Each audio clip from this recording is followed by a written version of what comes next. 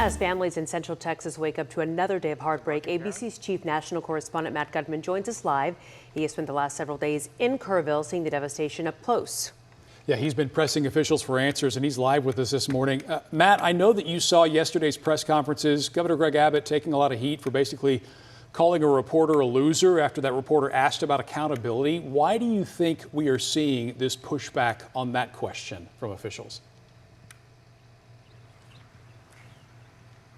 Well, it's hard to know why Governor Abbott is pushing back. I assume he doesn't want to answer the tough questions, but I think this is what the community is asking, Mark. People want to know what went wrong. Why don't they have sirens? Why isn't there a better alert system? Why didn't people have some sort of, Amber Alert or Silver Alert type of loud, obnoxious sound that might have roused them from their sleep? Why was it that it was firefighters and police officers and neighbors that knocked on their doors and woke them up, especially here in Kerrville and in Hunt, where the worst, and farther up towards Mystic, where the worst of the damage happened.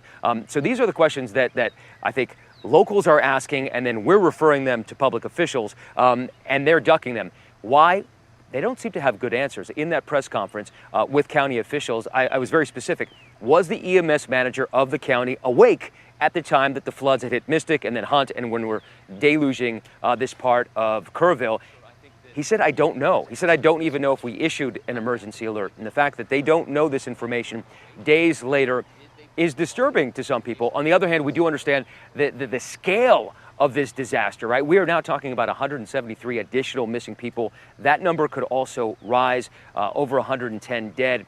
Everything here is gargantuan, and they are struggling to handle the volume of calls, the volume of work that they have to do.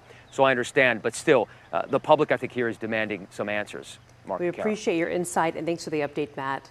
And yeah, I mean, at this point, Mark, I think we understand that regardless of whether or not they want to answer the questions, it will be asked again. Well, and that's what I keep hearing from people who are on the ground there. They want to know, hey, why didn't this, weren't these warnings in place beforehand? And how do we make sure that they're in place the next time we have to deal with this? Because we know this is a part of Texas that this can happen fairly easily.